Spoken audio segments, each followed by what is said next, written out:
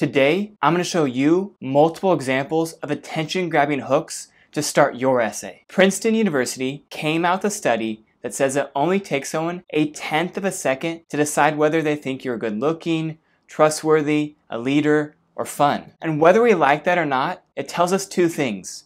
First impressions matter, and they're made very quickly. In fact, YouTube says that most people decide within the first 30 seconds whether to keep watching your video or not. I bet most people have already left this video. Rude.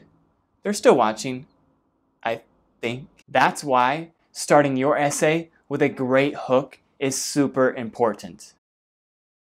Yeah. Question? Can I use the bathroom?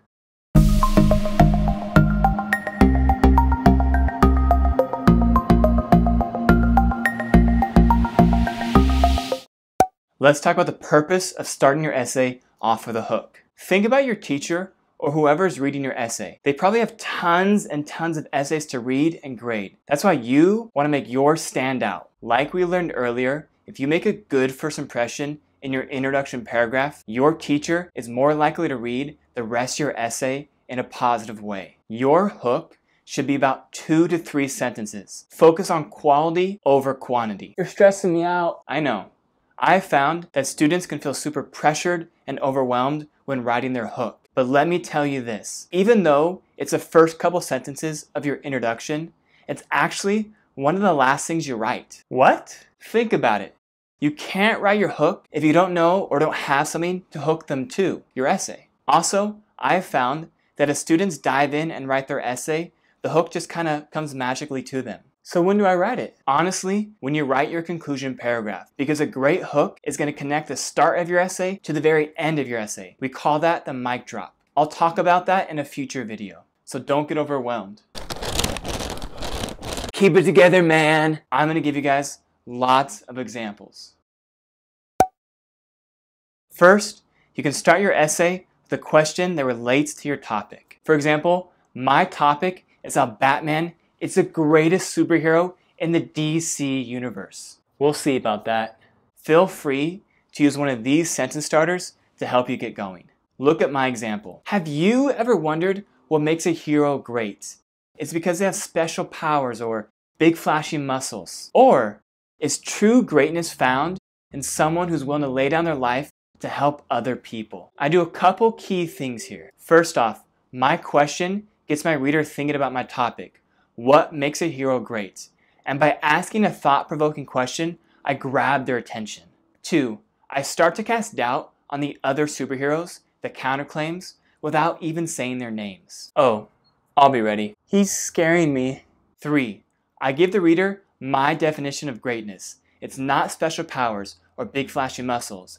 It's found in someone who's willing to help other people. This is key. As a writer, I get to define what greatness means, and you get to do the same in your essay. The next thing I would do is add a transition to go from my hook to the rest of my topic. You'll see that in purple. If you're finding value in this video, hit the like button, please.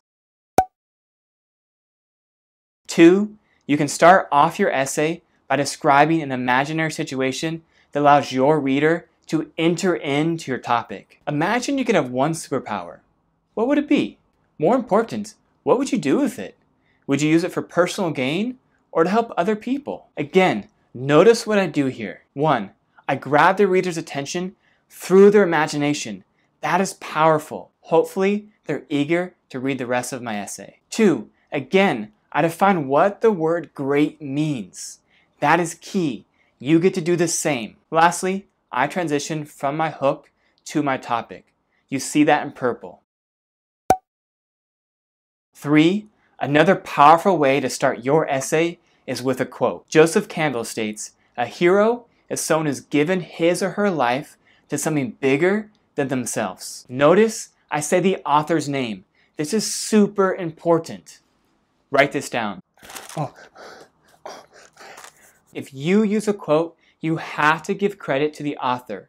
If you don't, that's plagiarism, which is a fancy school word for stealing someone's ideas. But I like stealing. That's not a good thing. But here is a huge mistake I see students make all the time. Again, write this down. Can you go a little slower? I read essays all the time where students start off with an amazing, life-changing, powerful quote, to the point where I actually have to sit down for a second to catch my breath. Many of them just say the quote, but don't take the time to explain how the quote connects to the topic. And that's a huge missed opportunity that confuses the reader. Look at my example. A hero doesn't have to rely on big flashy muscles or special powers to be great. They just have to sacrifice their life for others. And no one embodies this quote better than Batman. I did a couple key things here. 1, again, I define what the word great means for my reader. 2, I connect the quote to my topic by explaining that no one lives out this quote better than Batman. 3, hopefully at this point, the reader is interested to know how Batman truly lives this quote out. 4, you can use a fact or research to engage your reader at the start of your essay. Let's look back at the beginning of this video for our example. Princeton University came out with a study that says it only takes someone 1/10 of a second to decide whether they think you're good looking, trustworthy, a leader, or fun. And whether we like that or not, it tells us 2 things. First impressions matter, and they're made very quickly. Is that what I sound like? I did a couple key things here. 1, I cite the research study by saying Princeton University, which gives me credibility and makes the reader more likely to pay attention to what I have to say next. 2, I give an intriguing fact, one that makes the reader want to know more. 3, I tell the reader that whether they like it or not, first impressions are important and made really quickly. I don't just state the fact, but I tell the reader the major takeaway. 4, using facts and research is going to make you sound really, really smart. It's going to be really hard to make this guy look smart. That's enough. Be nice. Now you want to review, revise, and edit the hook for your introduction paragraph. Let's look at some key points. 1, remember that even though you start your essay with a hook, it's one of the last things you write, so don't stress out about it in the beginning. 2, I gave you many examples, but ask yourself, which hook fits your essay the best? 3, do you transition from your hook to your topic? 4, don't overwhelm the reader with too much information. Make it simple but engaging.